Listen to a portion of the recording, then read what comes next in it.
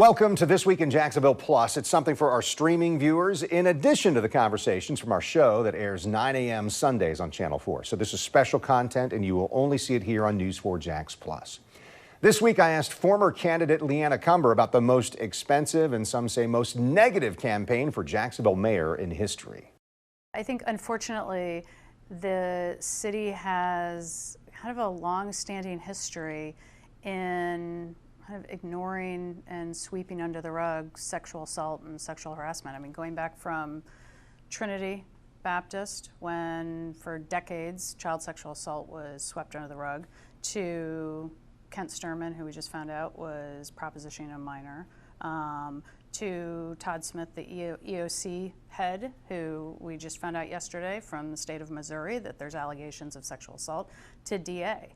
And what I would say is there needs to be a serious overhaul, and as far as the school district is concerned, there needs to be, these sorts of issues and solutions are not found by allowing someone to retire or even firing one person. There needs to be a wholesale, really upending, because clearly there is a reporting problem throughout the city, and these issues need to be brought to the light of day and reported. It's the only way that they stop. Maybe explain to people why this is something that's personal.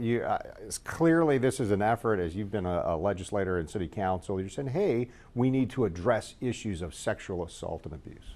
Yeah, it's it's something that I've worked on from before I was on council, and then from working on sex trafficking to just this past week passing a bill that kind of clarifies and makes our laws stronger in what child sexual offenders can put in their yards that might entice children to come to houses. It's really important. As a mom of a 10 and a 12-year-old, my husband and I talk to them all the time about safety and so forth.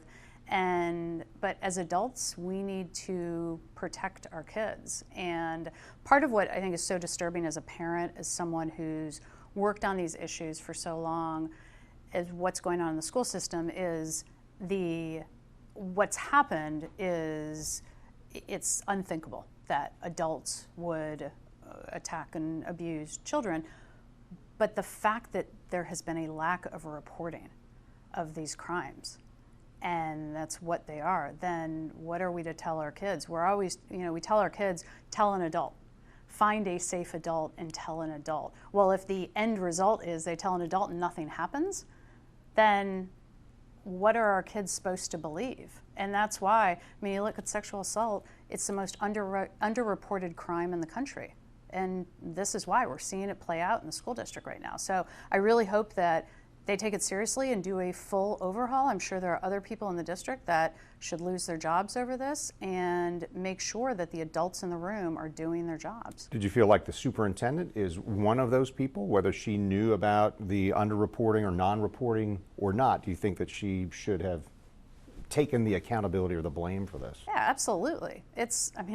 When you are, whether you're superintendent, whether you're mayor, the buck stops with you, right? And under state law, it's a state requirement that she is responsible for the reporting. And I know there's, 12 different criminal acts that the district needs to report within a 24-hour period of any arrest or so forth. That all goes to her. And so to me, to allow for a retirement is also signaling that there's no accountability for what happened. Because what we can't forget is these are children. These are children that are being abused, being harassed, we have the Internet Crimes Against Children unit here under JSO is twice as active this year than it was all of last year. And if you think about that, that is terrifying as a parent, and everyone in the city should be really scared of that and should be doing everything we can to protect our kids. And I just can't say that that's been happening at the school district. As a member of city council, you don't have direct influence on what happens at the school board. What about other instances in the consolidated government? You said you feel like there's a pattern of sweeping sexual assault under the rug. I, like a lot of people in Jacksonville, saw the news reports yesterday. on the head of the EOC and saw the letter from the state of Missouri top law enforcement and saw what was reported to be the response from the city, which was not to do what they said they were going to do and actually reprimand the head of the EOC, Todd Smith, and investigate it. And it looks like all they did was give a talking to. And that's a signal being sent that these things they can be allowed to happen. And that's really disturbing. And so I think with that, along with, again, we all know what happened with Kent Sturman, and I think just a couple weeks ago there was the police report on him soliciting a minor. Those are the sorts of things, when you start seeing the pattern, we need to all get together as a community and say no more. You can watch for more in-depth interviews just like this one in addition to our show. Remember, that airs Sundays at 9 a.m. on Channel 4. This is special content, and you will only see it here on News4JAX Plus.